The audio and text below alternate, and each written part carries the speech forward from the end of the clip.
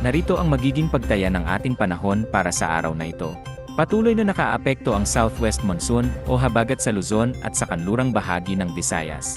Batay sa satellite animation, kapansin-pansin pa rin ang mga kaulapang dala ng habagat, lalo na sa kanlurang bahagi ng Luzon. Gayunpaman, hindi na ito kasing lakas kumpara sa mga nakaraang araw nang mas pinalakas ito ng bagyong nasa labas ng ating area of responsibility.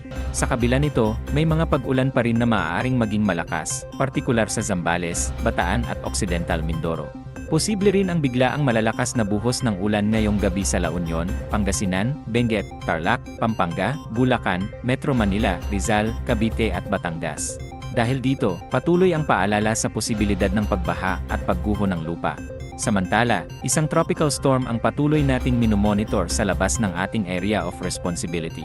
Huli itong namataan may layong mahigit 3,000 kilometro silangan ng extreme northern Luzon. Taglay ang lakas ng hanging 75 kilometro bawat oras at kumikilos ito patungong silangan at palayo sa Pilipinas. Kaya wala itong inaasahang direktang epekto sa bansa.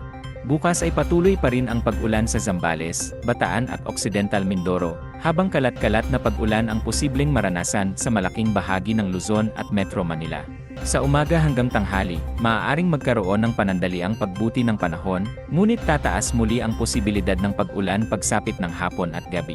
Sa Bicol Region, Palawan at Western Visayas, posible rin ang mga pag-ulan dahil sa habagat at localized thunderstorms. Sa natitirang bahagi ng Visayas at buong Mindanao, bahagyang makulimlim ang kalangitan, na may posibilidad ng isolated thunderstorms. Sa susunod na mga araw, unti-unting inaasahang hihina ang mga pag-ulan.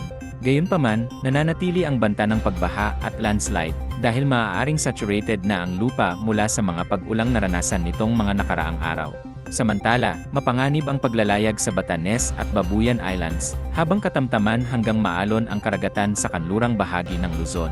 Pinapayuhan ang maliliit na sasakyang pandagat na mag-ingat at iwasang pumalaot kung kinakailangan. Sa pangkalahatan, bahagyang bubuti ang panahon kumpara sa nakaraang mga araw, ngunit mananatili ang habagat at posibilidad ng mga biglaang malalakas na pag-ulan.